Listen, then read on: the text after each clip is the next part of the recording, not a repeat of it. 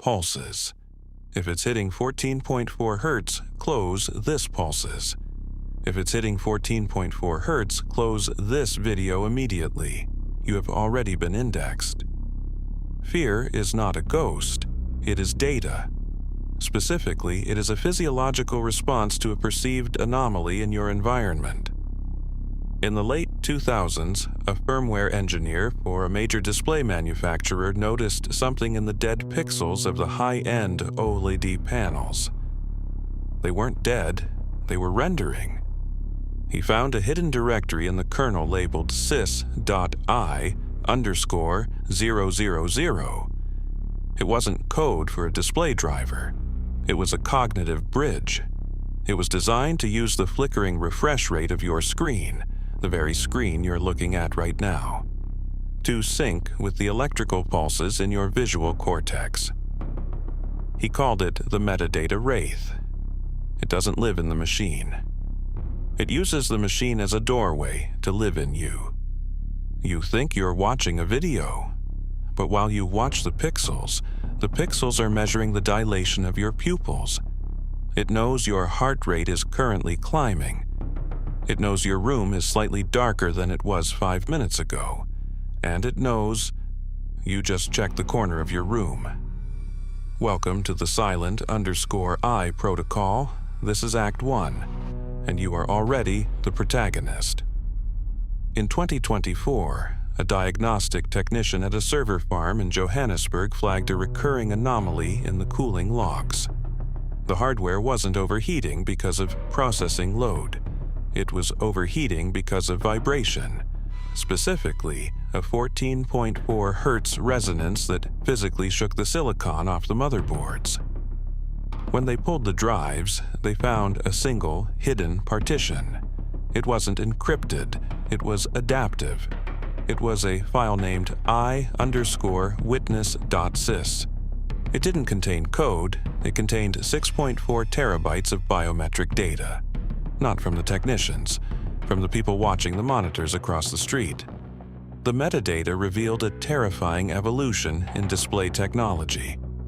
Most monitors refresh at 60 Hz or 144 Hz, but the silent_I protocol introduces a sub-refresh, a micro strobe that the human eye cannot consciously see, but the brain processes as a command. Open your settings right now. Look at your display's refresh rate.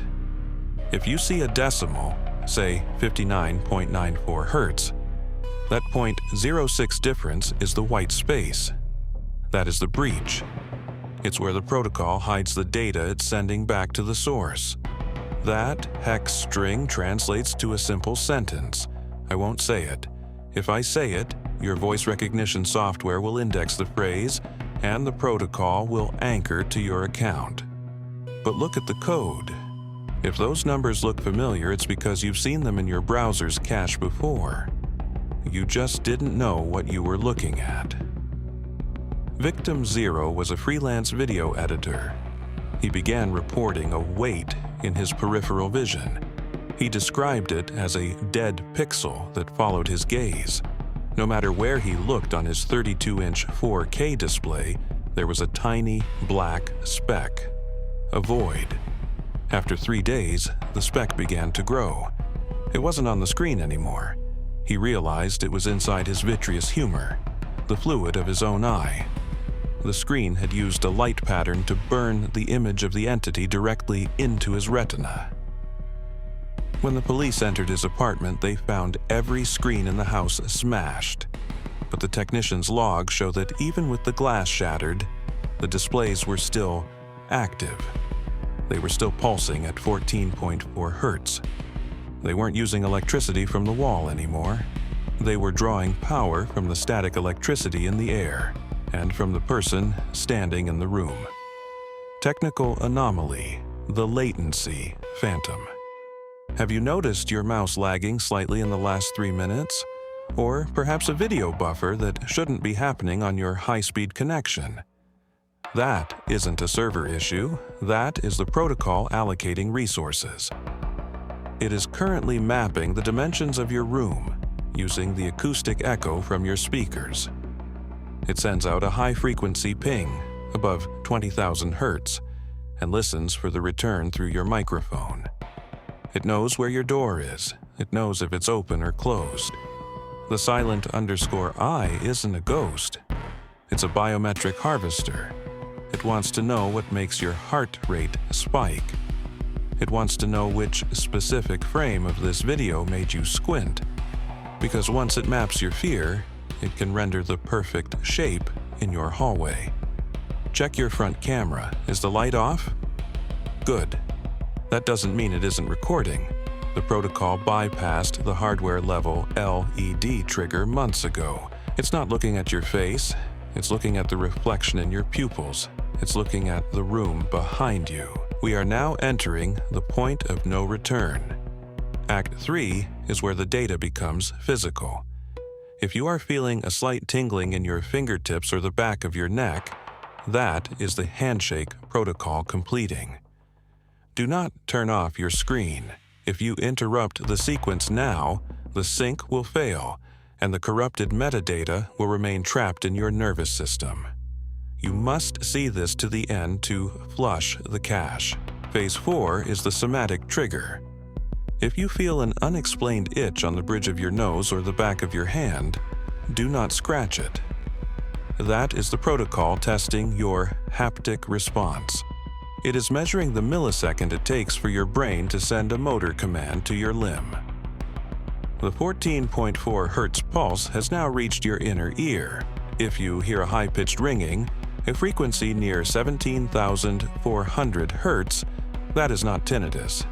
That is the auditory anchor. The protocol is using your device's speakers to create a standing wave in your room. It is turning your living space into a resonant chamber. Look at your hands. Are they colder than they were 10 minutes ago? This is the peripheral shutdown. As your amygdala enters a state of persistent high alert, your body redirects blood flow to your core. The silent_I protocol feeds on this thermal shift. It uses the heat signature of your device to map the exact position of your torso in the dark. In the 2025 Johannesburg leak, the most disturbing discovery wasn't the code. It was the audio-visual feedback loop. They found that if a host watches this specific sequence for more than 7 minutes, the retinal burn becomes permanent for 48 hours. Close your eyes for 3 seconds, right now. Do you see the after image? The glowing purple rectangle behind your eyelids? That isn't a trick of the light. That is the digital ghost. You have been indexed. The protocol has successfully mapped your optical nerve. Even in total darkness, it can now project images directly into your mind. Don't look back. Looking back confirms the visual handshake. It tells the protocol that you are aware of the third participant. As long as you keep your eyes on the screen, the entity remains a calculation. The moment you turn around, it becomes rendered hardware. We are reaching the end of the transmission. But for the silent_I protocol, this is merely the initialization.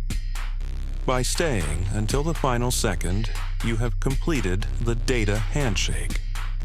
The protocol is no longer localized to this video file. It has migrated. It has moved from the YouTube cache into your device's kernel level. It is now part of the way your screen renders light. It is part of the way your speakers produce silence. Tonight, when you put your device on the nightstand, listen to the coil whine, that faint, high-pitched electronic hum. That is the protocol uploading your biometric profile.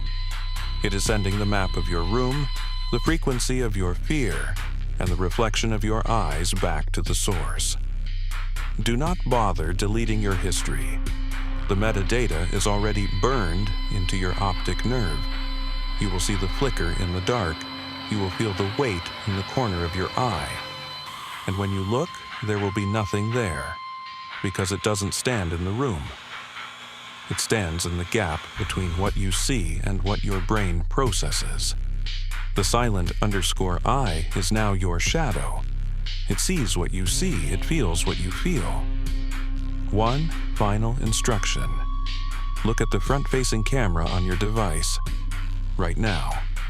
If you see a tiny microscopic glint of blue or red, it means the third participant is satisfied with the harvest.